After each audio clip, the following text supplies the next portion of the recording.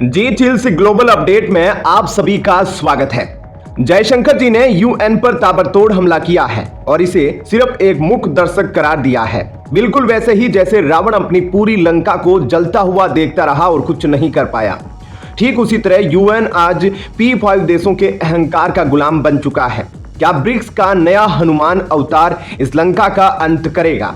क्या यूएन अपनी ताकत बचा पाएगा या फिर यह P5 देश अपने ही अहंकार में से इतिहास बना देंगे?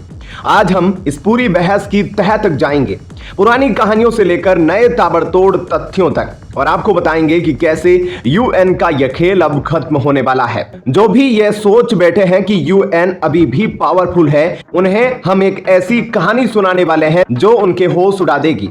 आप सभी तैयार हो जाओ क्योंकि यह वीडियो धमाकेदार होने वाली है। विदेश मंत्री एस जयशंकर ने साफ कहा कि यूएन में सुधार जरूरी है, लेकिन यूएनएससी के 5 सदस्य इसे रोक रहे हैं, जो अंत में यूएन के विनाश का कारण बनेंगे। अगर महाभारत की कहानी से तुलना करें तो P5 देशों का यह वीटो मोह धृतराष्ट्र के पुत्र मोह जैसा है। धृतराष्ट्र अपने बेटे दुर्योधन की गलतियों को नजरअंदाज करता गया, उसे किसी भी हालत में राजा बनाने की जिद में अंधा बन गया। ठीक वैसे ही ये P5 देश अपनी सत्ता और शक्ति बचाए रखने के लिए किसी भी तरह का सुधार नहीं चाहते। वे नहीं चाहते कि भारत, ब्राजील, जापान या अफ्रीकी देशों को भी स्थायी सदस्यता मिले। क्यों?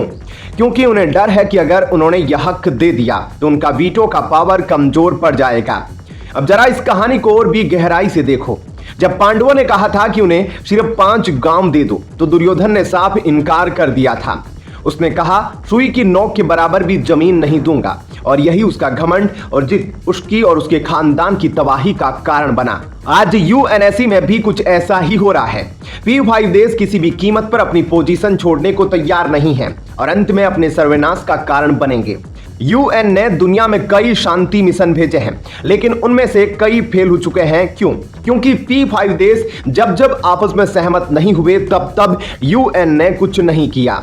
1994 में रवांडा में जनसंहार हुआ था और यूएन कुछ नहीं कर सका क्योंकि P5 देशों ने आपस में सहमति नहीं बनाई।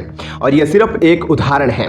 चीन और अमेरिका ने कई बार वीटो पावर का इस्तेमाल करके अपने फायदे के लिए यूएन को मोहरा बनाया है। पिछले कुछ सालों में जब भी सीरिया पर प्रतिबंध लगाने की बात आई, रूस ने वीटो मार दिया। चीन भी दक्षिणी चीन सागर में अपनी मनमानी कर रहा है और हर बार यूएन की आंखों में धूल झोंकने के लिए वीटो का इस्तेमाल करता है।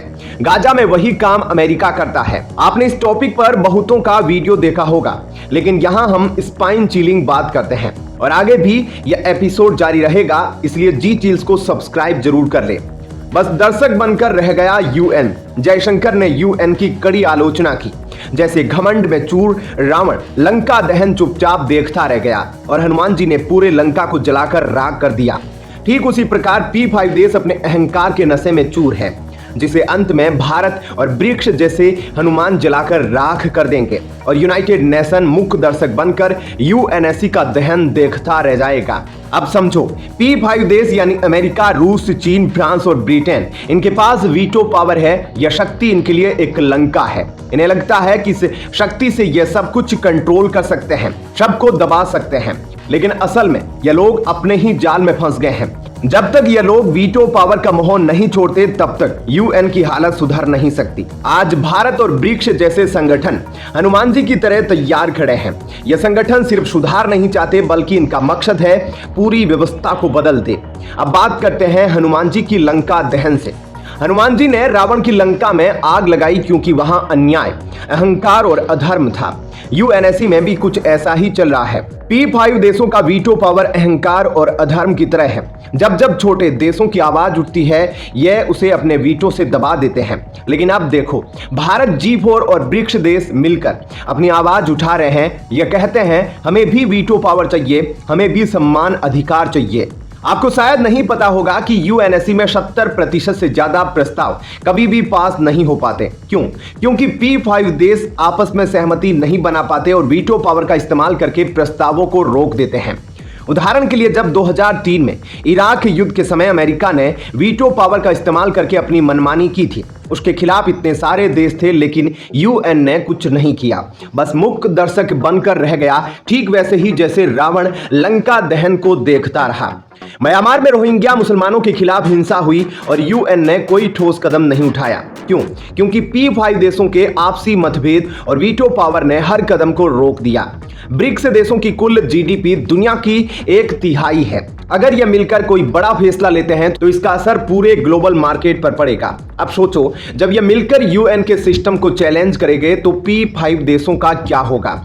जयशंकर ने सीधे यूएन को पुरानी कंपनी करार दिया जो बस वक्त की रफ्तार के पीछे रह गई है। जैसे सैमसंग और एप्पल जैसे मोबाइल कंपनियों ने नोकिया का खेल खत्म कर दिया, ठीक उसी प्रकार ब्रिक्स जैसे नए संस्थान यूएन का खेल खत्म करने के लिए तुले हुए हैं। देखिए, जैसे कभी नोकिया का राज था, सभी के पास वही फोन होता था। उस समय नोकिया का मतलब था सर्वशक्तिमान फोन कंपनी। लेकिन जब स्मार्टफोन्स का जमाना आया और सैमसंग एप्पल ने मार्केट में अपनी जगह बनाई तो नोकिया का काम तमाम हो गया। नोकिया समय के साथ अपडेट नहीं हुआ और जो हुआ वो हमारे सामने है। इतनी बड़ी कंपनी जो एक वक्त मोबाइल इंडस्ट्री का किंग थी, अब उसका नाम तक लोग भूल गए। अब यह कहानी यूएन पर भी फिट बैठती है। यूएन का गठन 1945 में हुआ था, जब दुनिया के बहुत कम देशों की आवाज सुनी जाती थी। बड़ी पावरफुल कंपनियां जैसे अमेरिका, ब्रिटेन, रूस, इनका दबदबा था। यूएन में जो भी होता था इनका ही डंडा चलता था। लेकिन क्या अब भी वही हालत है? आज देखो दुनिया कितनी बदल गई है। अब नए नए देशों ने अपना विकास किया है। चीन, भारत, ब्राजील, साउथ अफ्रीका, यह सब आज नई ताकतें हैं। इन्हीं देशों ने मिलकर ब्रिक्स बनाया और ये एक तरह से यूएन को चुनौती दे रहे हैं। अब ब्रिक्स जैसे संगठन कह रहे हैं, भाई ये क्या मजाक है, हमें भी स्थायी सदस्य बनाओ, हमारी भी आवाज सुनो। और ये बात सिर्फ भारत नहीं बल्कि दुनिया के कई देश कह रहे हैं। वो दिन दूर नहीं जब लोग कहेंगे यूएन, अरे वो तो पुरानी कंपनी है यार, ब्रिक्स वाला टाइम है अब। जब 1965 में यूएन की सदस्य संख्या बढ़ी तब वीटो पावर वाले देशों की सहमति से ही यह हुआ। यानी जो 5 बड़ी कंपनियां थी उन्होंने ही तय किया कि बाकी कितने लोग इसमें शामिल होंगे। यह बात ठीक वैसी ही है जैसे किसी क्रिकेट टीम का कप्तान यह तय कर रहा हो कि विपक्षी टीम में कौन कौन खेलेगा, क्योंकि इन 5 P5 देशों ने मिलकर बाकी के 188 देशों का जमकर शोषण किया है। 1950 के दशक में जब कोरियाई युद्ध चल रहा था, यूएन के अंतर्गत ही नॉर्थ और साउथ कोरिया के बीच समझौते की बात चल रही थी। लेकिन हुआ क्या? यूएस ने वीटो पावर का इस्तेमाल करके पूरा समझौता ही ध्वस्त कर दिया। ब्रिक्स देशों की कुल आबादी दुनिया की 22% है और अगर ये सब मिलकर कोई बड़ा फैसला ले ले तो ये सीधे सीधे यूएन की पॉलिसीज को चैलेंज कर सकते हैं। ब्रिक्स देशों ने अपनी खुद की एक बैंक बना ली है, न्यू डेवलपमेंट बैंक। अब सोचो, जब यह बैंक सभी देशों को सस्ते लोन्स देने लगेगा तो यूएन की फाइनेंशियल ताकत भी हिल जाएगी।